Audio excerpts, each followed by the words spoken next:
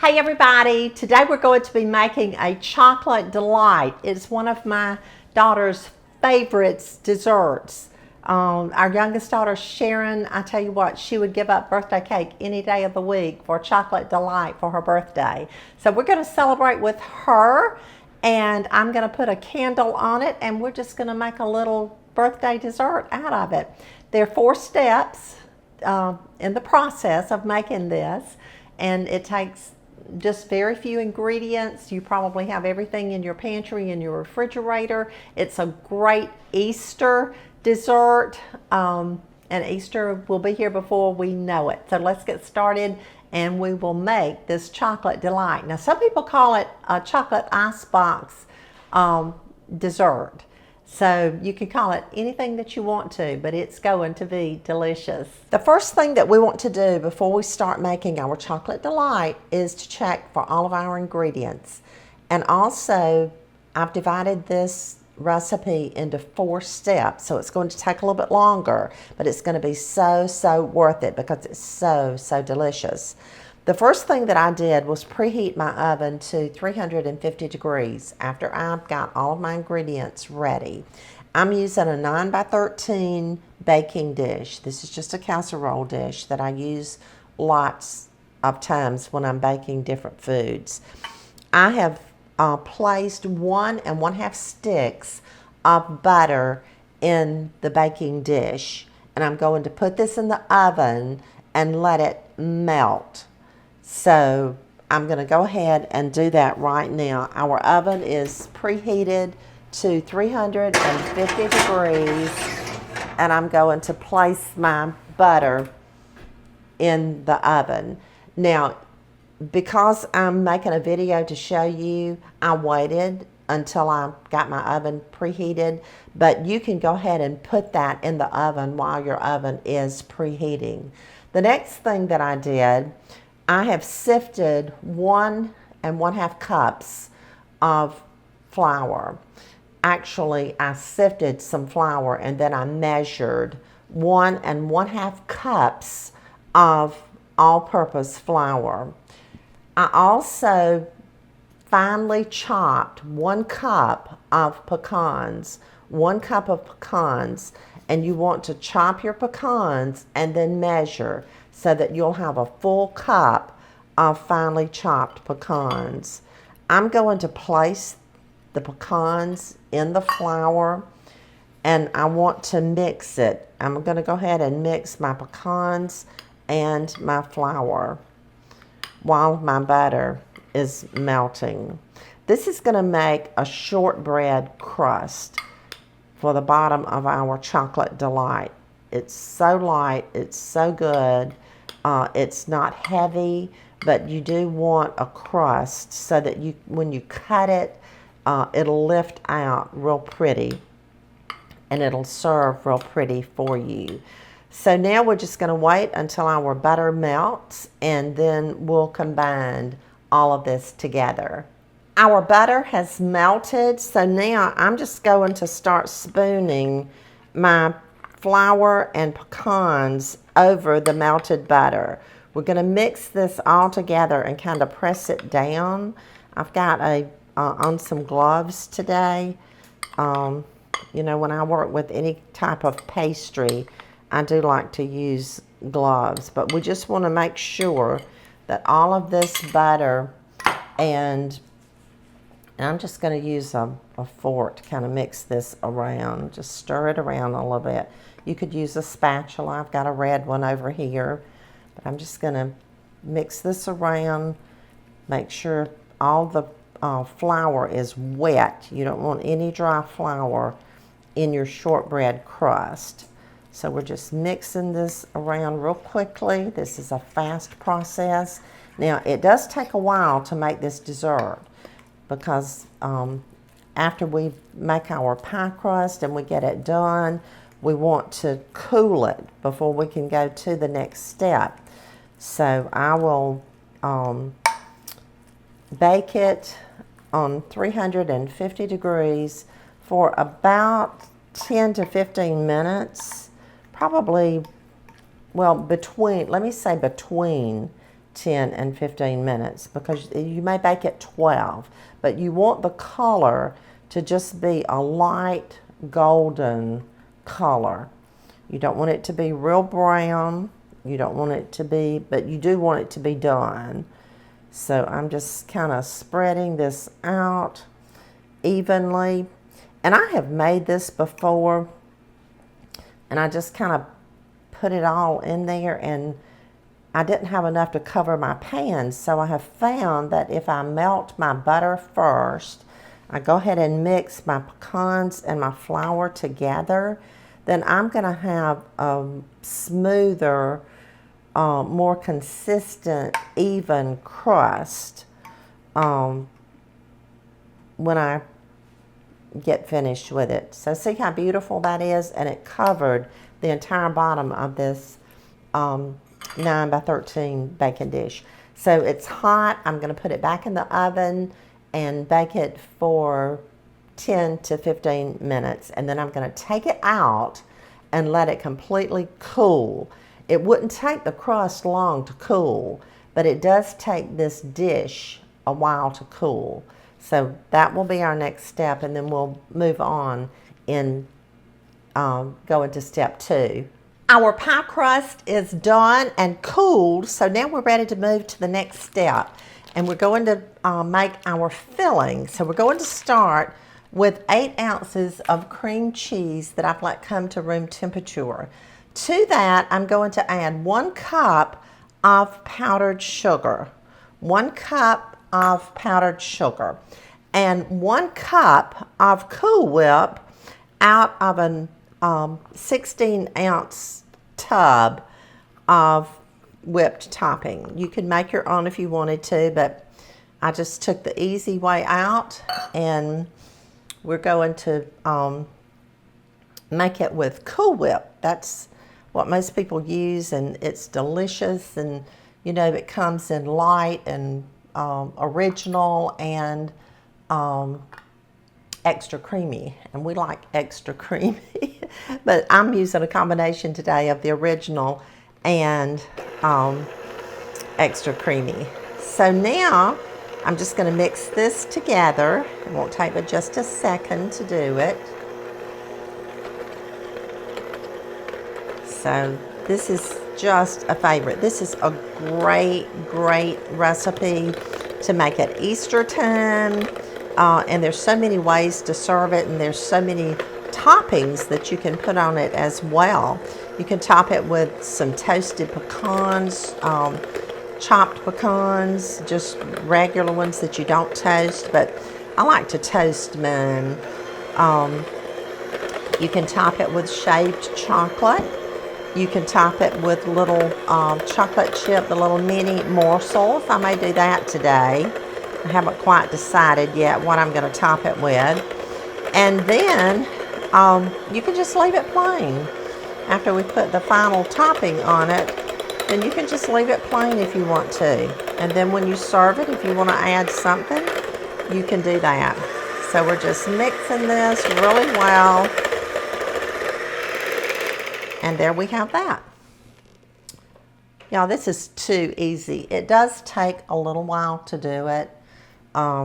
Because you have to bake, which is just for 10 to 15 minutes, and then you have to let it cool, and then we just made our topping. So now let's bring back our pie crust, our shortbread pie crust, and I'm just going to spoon this on like this. Now this pie crust, this shortbread pie crust, if you aren't careful, it'll pull up from the bottom. So I like to kind of place my cream cheese mixture all around and kind of go ahead and start evening it out before I even start spreading, because if you just put it all in the middle, you're going to run into some problems when you start spreading. So let's see how we can do here in spreading this without pulling this pie crust up off the bottom. So we're just, did you see how that pulled up? So you just want to spread it really, really carefully. Just gently. Maybe that would be a good term to use. Spread it gently. And if some pulls up, it's okay. But the main thing is you want to have enough to spread over the entire pie crust. So I'm just spreading it, and I'm loving being in the kitchen with you. Y'all, I tell you this all the time. I can't do this without you. In fact, I've kind of been thinking about cutting back and not videoing anymore, and I'm just being real honest with you this morning. It's a lot of work, but I just love you all, and I feel like you enjoy it. But in order for me to keep doing this, I need for people to really be interactive with me and like our videos. And whoops, that's coming apart, isn't it? Got my mind off of this, and I'm talking to you about stopping my video channel. Maybe it's not meant for me to do that. Maybe I just need to keep going like I'm going. But anyway, sometimes it does get discouraging. But then all of your sweet comments, I just think, well, you know what? I just have to keep doing this. So anyway, we'll see. I do love it and enjoy it. But Doug's 81 years old now, and I don't know, you know, every moment that I spend with him is so important and so precious. So I'm going to turn this around and just lightly spread it. And after you get this spread, if you wanted to, you could pop it in the refrigerator. You could even pop it in the freezer for a minute and kind of let it set up while you make your next filling, or the pie filling that's going to go on top of this. See how we just worked that out? I thought I was going to have a little problem there with it picking up, but it worked out, didn't it? Okay. So now we're ready to make our pie filling to go on top of this. So now as we move into our third step for our chocolate delight, we need 3 cups of whole milk. You could use 2% if you wanted to, but I'm using whole milk. So I put that in my bowl. I'm using my stand mixer. And I'm also using a 3.4 ounce box of vanilla instant pudding and pie filling. So I'm just going to pour that in. And the same with chocolate. I'm using a 3.4, well, this is a 3.9 ounce box of instant chocolate pudding and pie filling.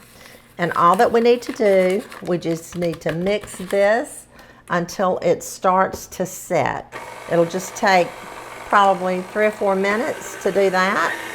And when it starts to set, then we'll put it on top of our cream cheese mixture. Okay, we're ready to finish up our chocolate delight. Our pudding is set, and now we're ready to place it or pour it on top of our cream cheese mixture. This is going to be so good. Y'all, this takes a little while to make this dessert. I think I told you that at the beginning, but it is so worth it. And it makes a large, large dessert. Now, I guess you could half it and make like a 9 by 9 and just use half of the ingredients. So if you live by yourself, or you don't need to take this to a gathering, or you just want to make a smaller amount, then just half the recipe. So that's the beauty of a lot of recipes. A few you can't half. It's kind of difficult to do that. But this is one that you could if you wanted to. So now we're just spreading our chocolate on top of the cream cheese. And we are moving right along. turn it so I can get all these corners. That's important. I don't want to leave a corner. That would be showing partiality if we left a corner where we didn't fill it in. How about that? Okay, I think that we are looking good. Now, I forgot to get something to rake this off, and I know that you're going to say, don't waste that, and I certainly don't want to. So I just grabbed something. We're going to rake it off. That's another full bite right there, isn't it?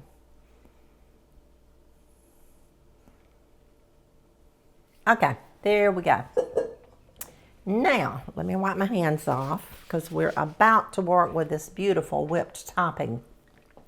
This is the remainder of a 16-ounce tub of Cool Whip. And the reason that I put it in this bowl, I used 2 8-ounce tubs, and I used one original and I used one extra creamy. Otherwise, I would have just left it in the bowl or in the tub and just poured it on here from there. But I know it looks like I messed up another dish, which I did, but I wanted to mix the two together. So now we're going to set that aside, and we're just going to spread this out. Some of you will remember the last time that I made one of these for you, I tried to make it with just 8 ounces of Cool Whip, and honey, I had to stretch this Cool Whip. I made it, but I was stressed to the hilt trying to stretch this Cool Whip to cover this whole entire dish. But we've got it down pat this time. We're just spreading our Cool Whip. Sharon, I just hope you have a wonderful birthday, sweetheart, because Mama has made you another one of your favorite desserts. Y'all don't tell her, but I may stick a candle in it. When we serve her piece, I may take a candle and just put in there. Even though she's not a child anymore, she's grown and married and has a married son. So now let's top it. Let's put a garnish on it. I think I'll use the semi-sweet chocolate chips. These are the little minis. You could use pecans if you wanted to. But I'm just going to place some of these around just like that. You could use shaved chocolate, as I mentioned earlier. You could not use anything if you didn't want to put something else on it. But you know, garnish really makes things pretty and just kind of finishes off a dish, and it kind of gives an indication of what the dessert is.